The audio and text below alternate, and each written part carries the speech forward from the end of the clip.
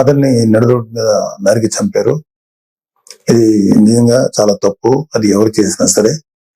కానీ మీరు దీనికి రాజకీయ రంగు పొలవటానికి ట్రై చేయకండి.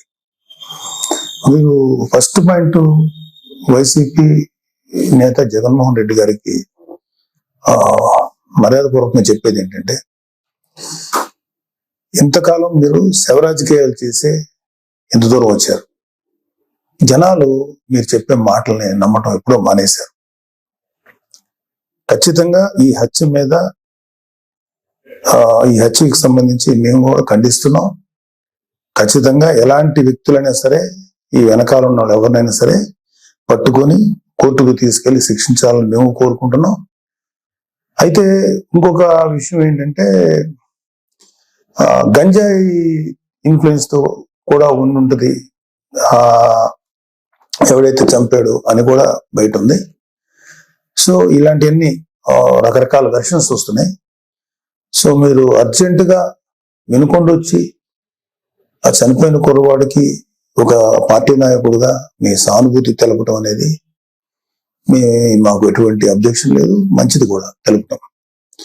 కాకపోతే మీరు దాన్ని రాజకీయ రంగు పోలిని ఇంకా గట్టిగా నెల 10 రోజులు కూడా కాకుండానే, ప్రభుత్వం ఏర్పాటు అవ్వకుండానే మీరు రకరకాల విమర్శలు చేసి అక్కడికి వెళ్ళి జగనన్న పథకాలు, జగన్ మామ, ఇంకా ఎంతకాలం మీరు ఇలాంటి మాటలు మాట్లాడతారు? అధికారం ఉన్నప్పుడు నటించారు, అధికారం పోయినప్పుడు నటిస్తున్నారు. నటనల మీద పరిపాలన సాగదు. ఈ విషయం ఇప్పటికే మీకు అర్థమై ఉండాలి, మీ వైసీపీ నాయకులు కూడా అర్థమై ఉండాలి. ఎంతకాలం ఇంకా నటిస్తారు మీరు? ఓపెన్ గా ఉండండి. 2019లో మీకు అద్భుతమైనటువంటి తీర్పు ఇచ్చారు ప్రజలు మీకోసం. దాన్ని మీరు అత్యంత దారుణంగా, దుర్మార్గంగా ఉపయోగించుకొని ప్రజల నెత్తి మీద కాలు పెట్టి తొక్కారు. ప్రజల్ని హింసించి వదిలేరు మీరు. మీ పరిపాలనలో సామాన్యులు సైతం భయపడ్డారు. ప్రజల కోసం నిలబడిన కొంతమంది నాయకులు, కొంతమంది కార్యకర్తలు తప్ప ప్రతి ఒక్కరు భయపడ్డారు. ప్రతి వాళ్ళు భయపడ్డారు. మీరు ఇప్పుడు వచ్చేసేసి ఏదో అన్యాయం జరిగిపోయింది, డెఫినెట్ గా ఇది తప్పే, దీన్ని నేను ఖండిస్తున్నాం. కానీ దీనికి రాజకీయ రంగు భూమి, ఈ శవ రాజకీయాలు చేయకండి. కూటమి ప్రభుత్వం పరిపాలనా పరంగా ఏదన్నా ఉంటే విమర్శించండి. ఇంకా నెల కూడా కాకపోయినా సరే అది చేయలేదు, ఇది చేయలేదు అన్నారు. ఓకే, అది ఎలా చేయాలో మాకు తెలుసు. కూటమి ప్రభుత్వానికి చేసి చూపిస్తాం. మీకన్నా అద్భుతమైన పరిపాలన ప్రజలకు వస్తుంది. మీరు అద్భుతమైన పరిపాలన మీరు చెప్పుకున్నారు. అంతకన్నా దుర్మార్గ పరిపాలన భారతదేశ రాజకీయ చరిత్రలో ఏ రాష్ట్రం జరగల, ఓన్లీ ఆంధ్రప్రదేశ్ లో జరిగింది. అలాంటి దుర్మార్గమైన పరిపాలన మీరు అందించారు. అంటే కొన్ని కోట్ల రూపాయలు, వేల కోట్లు, లక్షల కోట్ల రూపాయలు ప్రభుత్వానికి, ఖజానాకి గండి కొట్టి, నెక్స్ట్ అసలు అంటే ప్రభుత్వాన్ని సర్వనాశనం చేసి, ఒక గవర్నెన్స్ ఏ విధంగా కొనసాగనివ్వకుండా నాశనం చేసి, మీ పరిపాలనలో లక్షల కోట్ల అవినీతి జరిగితే దాని గురించి మీరు ఎప్పుడు మాట్లాడలేదు. అంటే మీరు పెట్టిన బొక్క, అంటే మన రాష్ట్ర ఖజానాకి కనీసం 2-3 మినిమం 4-5 ఏళ్ళు పడుతుంది మినిమం ముందు ఆ బొక్క పుడ్చడానికి. అంత పెద్ద బొక్క పెట్టి వెళ్ళిపోయారు మీరు ఆంధ్రప్రదేశ్ రాష్ట్రానికి. అర్జెంటుగా అది చేయలేదు, ఇది చేయలేదు, నెల రోజులు కూడా కాలేదు స్వామి. 2019లో పరిపాలన మొదలుపెట్టినప్పుడు 6 నెలలు మాట్లాడలేదు ప్రతిపక్షంలో ఉన్నాం మేము. మీకు అర్జెంటుగా వచ్చేసి అది చేయలేదు, ఇది చేయలేదు. చేస్తారు, ప్రతిదీ చేస్తుంది కూటమి ప్రభుత్వం, ప్రతిదీ చేస్తుంది. చంద్రబాబు నాయుడు గారు కానీ, పవన్ కళ్యాణ్ గారు కానీ నిబద్ధత ఉన్న మనుషులు. ఎలా చేయాలో అలా చేస్తారు. ప్రజలకు ఎంత మంచి చేయాలో చేసి తీరుతారు. మీలాగా పర్ఫార్మెన్స్ లో దొంగ మాటలు చెప్పి తప్పించుకునే వ్యక్తులు కాదు, గుర్తుపెట్టుకోండి. సరే, ఈ సందర్భంగా మీకు కొన్ని సింపుల్ క్వశ్చన్స్ అడుగుతాను.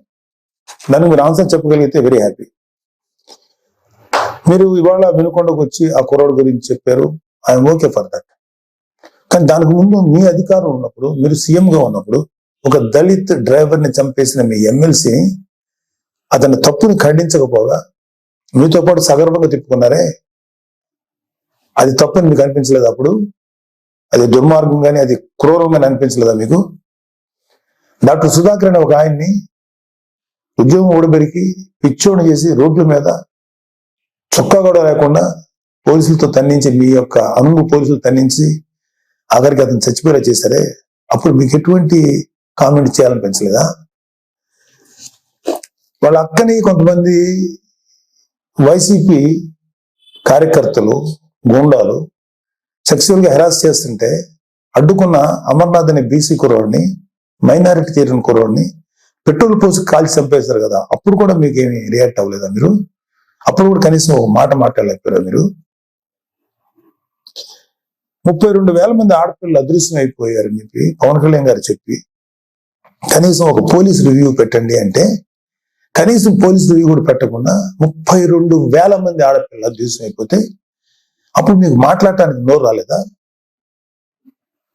ఇప్పుడు మీ కార్యకర్తలకు లేకపోతే మీ వాళ్ళకి అన్యాయం జరిగిపోతుందని ఇంత మాట్లాడుతున్నారే, మీరు అప్పుడు కూడా మాట్లాడుంటే ఇప్పుడు మీరు మాట్లాడిన మాటకు విలువ ఉండేది. మళ్ళీ చెప్తున్నాను, అక్కడ వినుకొండలో జరిగింది నాకున్న సోర్సెస్ ప్రకారం అది పర్సనల్ గ్రెడ్జి, ఇద్దరు వ్యక్తుల మధ్యలో జరిగిన గడ్జి తప్ప 2 పార్టీలకు సంబంధించినవి కాదు. అది మీరు ఖచ్చితంగా మీకు త్వరలోనే పోలీసు నిజాలు నీకు తెలుస్తారు, మీకు ఆన్సర్ చెప్తారు. అలాగే మీ వైసీపీ నాయకులు సామాన్య ప్రజలు అంటే నెలకు ఒక 10,000 20,000 సంపాదించే వాళ్ళు ఏదో వాళ్ళ పూర్వీకుల ఆస్తులు 100 గజాలు 200 గజాలు 300 గజాలు 400 గజాలు ఉంటే వాటిని అడ్డగోలుగా కబ్జా చేసి భయపెట్టి స్వాధీనం చేసుకున్నారే, అది మీ దృష్టికి రాలేదా?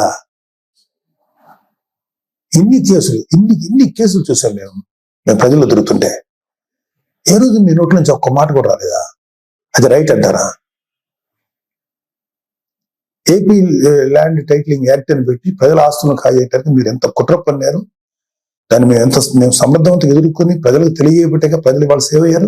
మీ దుర్మార్గమైన పరిపాలన నుంచి అది మీకేమి తెలీదా? నిజంగా ప్రజలు ఇవాళ రెండోసారి రాకుండా ప్రజలు తమను తాము కాపాడుకున్నారు కూటమిని ఎన్నుకోవడం ద్వారా.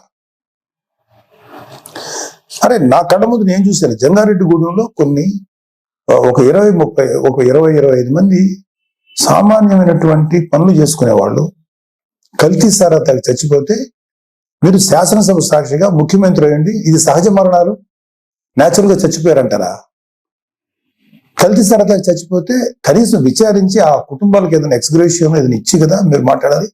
ఇది సహజ మరణాలు, ఒక కాన్స్టిట్యూషన్ ఎంతమంది చచ్చిపోతారంటారా? అది మీకేమి అసలు మీకు ఇచ్చేమనుకుంటున్నట్టు కూడా అనిపించలేదు. అప్పుడు కౌలు రైతులు కొన్ని వేల మంది ఆత్మహత్యలు చేసి చచ్చిపోయారు.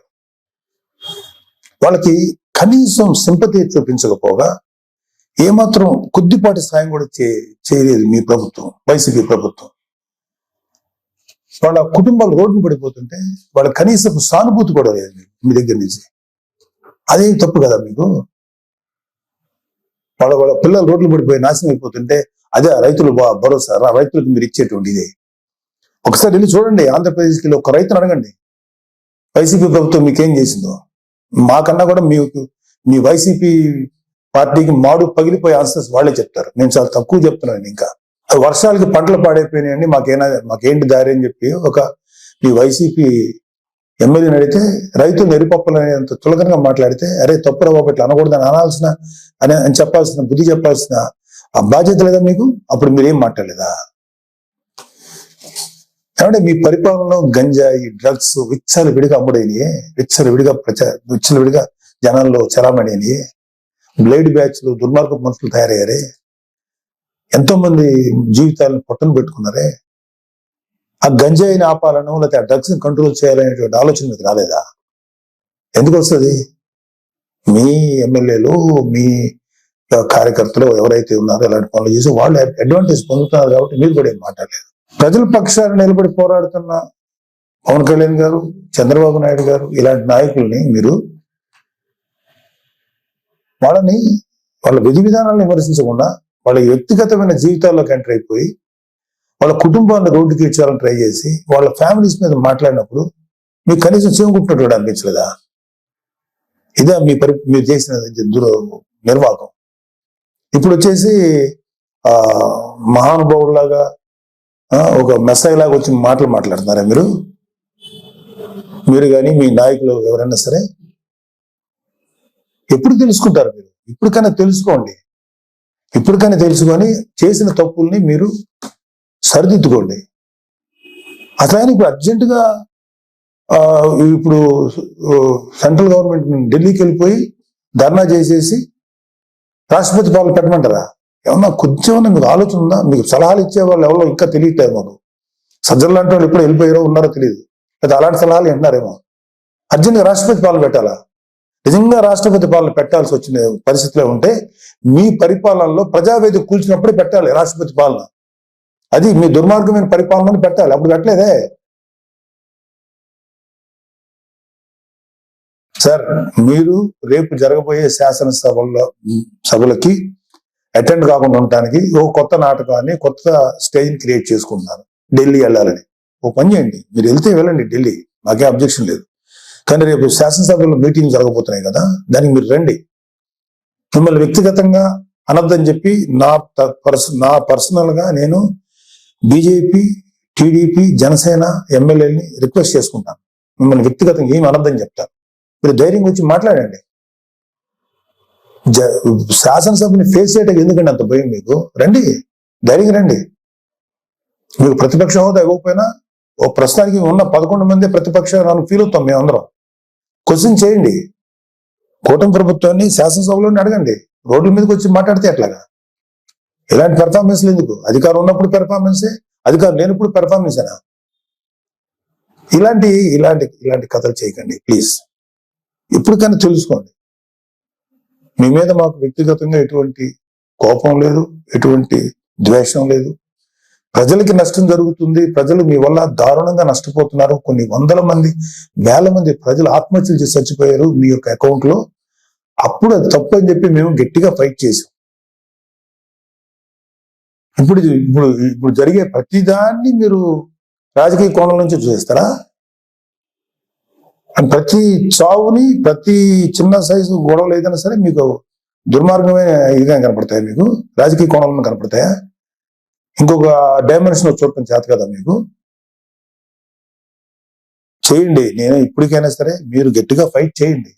కూటమిలో కనుక ఏదన్నా తప్పులు జరిగితే తప్పులు నిలదీయండి. అంతేగాని దొంగ మాటలు, దొంగ కబుర్లు, పిచ్చి కబుర్లు చెప్పకండి. మీకు ఒక పేపర్ ఉంది, మిమ్మల్ని మీకు భజన చేసేటువంటి కొన్ని మీడియా సంస్థలు ఉన్నాయి, పర్లేదు, వాటిని మీరు ఉంచుకోండి. కానీ మాట్లాడేదానికి, లేకపోతే మీరు ఏదైనా ఒక వ్యక్తిని నేరస్తుడిగా చేసేదో, లేకపోతే ఒక వ్యక్తిని రెస్పాన్సిబుల్ గా చేసేదానికి ఒక ఇంగితంగా, ఒక సెన్సిబుల్ గా ఉండాలి. నేను అసలు మాట్లాడకూడదు, నాకెందుకు, నేను పార్టీ పనిలో చేసుకునేవాడిని, నాకు ఈ పొలిటికల్ గా నేను మాట్లాడకూడదని నేను ఇంతకాలం మాట్లాడాలి. ఎన్నిసార్లు గత 40 రోజుల నుంచి ఊదరగొడుతున్నారు. అధికారం శాసనసభలో ప్రమాణ స్వీకారం చేసిన మొదటి రోజు నుంచి ఏం చేయట్లేదు. వెయిట్ చేయండి, అన్నీ చేస్తారు. అలాగే మీ వైసీపీ ప్రభుత్వ హయాంలో మీ నాయకులు, మీ రౌడీలు, మీ మాఫియా ఎమ్మెల్యేలు అందరూ ఎలాంటి దుర్మార్గాలు చేశారు, ఎలాంటి తప్పులు చేశారు, ఎన్ని వేల కోట్ల రూపాయలు కుంభకోణాలు చేశారు, అవన్నీ లిస్ట్ వస్తాయి, అవన్నీ బయటకు వస్తాయి, తగిన శిక్ష పెడుతుంది. మీరు మీ సొంత బాబాయ్ చనిపోతే కనీసం రెస్పాన్స్ లేని మీరు ఎలా మాట్లాడతారండి? ప్లీజ్, ఇది కరెక్ట్ పద్ధతి కాదు. ఇప్పటికైనా నేర్చుకోండి, ఇప్పటికైనా తెలుసుకోండి. ఎప్పటికైనా చెప్పుడు మాటలు, పిచ్చి మాటలు వింటాం మానేయండి. ఒక మంచిగా మనం ఎలా చేద్దాం. రేపు పొద్దున 10 ఏళ్ళు ఉంటారు, 15 ఏళ్ళు ఉంటారు ఈ కూటమి ప్రభుత్వం వాళ్ళు. ఆ తర్వాత మీరు వస్తారు. నాకేమి మీరు రాకూడదని అనుకోవట్లేదు, మీరు రండి. బట్ మీరు చేసిన పెద్ద బొక్కకి కనీసం 15 ఏళ్ళ పాటు వెళ్ళుంటే ఆ తర్వాత మీరు మళ్ళీ వచ్చి చెదురు. కానీ ఈ లోపుగా మీరు రియలైజ్ అవ్వండి, మంచి దారిలో నడవండి, మంచి పద్ధతిగా నడవండి. దుర్మార్గపు వ్యక్తుల సలహాలు తీసుకోకండి. మీరు కూడా దుర్మార్గం ఆలోచన పక్కన పెట్టండి. నీతి నిజాయితీగా జెన్యూన్ ఉంటా ట్రై చేయండి. మేబీ జనాలు ఒక 10 ఏళ్ల తర్వాత, 15 ఏళ్ల తర్వాత మిమ్మల్ని గౌరవించవచ్చు, రెస్పెక్ట్ చేయొచ్చు. ఇలాగా అనవసరమైన మాటలు మీరు కానీ, మీ ఎమ్మెల్యేలు కానీ ఇవ్వండి. ఒక 6 నెలలు టైం ఇవ్వండి, చేస్తారు. మీరు అనుకున్నవన్నీ చేస్తారు. మీరు ఏదైతే ఇప్పుడు నేరం మోపుతున్నారో కూటమి ప్రభుత్వం మీద, అన్ని వాటన్నిటికీ జవాబు వస్తుంది. వాళ్ళు ఏవైతే ఈ మేనిఫెస్టోలో ప్రామిస్ చేస్తారో అవన్నీ చేస్తాం. మాకు సెంట్రల్ గవర్నమెంట్ నుంచి సంపూర్ణ సహకారం ఉంది. మీలాగా కేసుల విషయంలో ఈ రాష్ట్రానికి సంబంధించిన ఇష్యూస్ అని చెప్పి మీ పర్సనల్ కేసుల గురించి సెంట్రల్ గవర్నమెంట్ దగ్గరికి వెళ్ళి మాట్లాడిన వ్యక్తులు కాదు ఇక్కడ.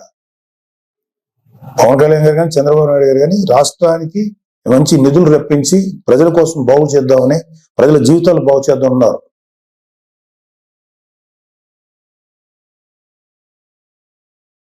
తెలుసుకోండి ఇప్పటికైనా.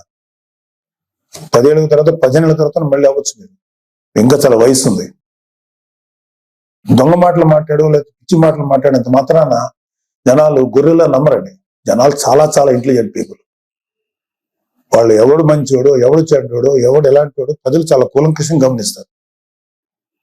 త్వరలోనే మేము కూటమి ప్రభుత్వం మీకు సరైన ఆన్సర్ చెప్తుంది. ఇవన్నీ అయిన తర్వాత వెళ్ళండి. మీరు ఢిల్లీ వెళ్ళి ధర్నాలు చేసుకుంటారా, రాష్ట్రపతి వాళ్ళు పెట్టాలి కోరుకుంటే చెప్పండి, వాళ్ళకి సహేతుకమైన కారణాలు చెప్పండి. అడగటానికి రాష్ట్రానికి అర్జెంట్గా రాష్ట్రపతి పాలన గురించో అది పెట్టాలని అర్థం ఉందా? కొంచెం ఉందా మీకు? భారతదేశానికి స్వాతంత్రం వచ్చిన తర్వాత ఆఖరికి యూపీ లాంటి రాష్ట్రాల్లో కూడా, బీహార్ లాంటి రాష్ట్రాల్లో కూడా జరిగినటువంటి అరాచకం ఆంధ్రప్రదేశ్ జరిగింది మీ 5 ఏళ్ల ప్రభుత్వ పాలన హయాంలో. అది మీరు గుర్తుపెట్టుకోండి. పిల్లి కళ్ళు మూసుకొని పాలు తాగితే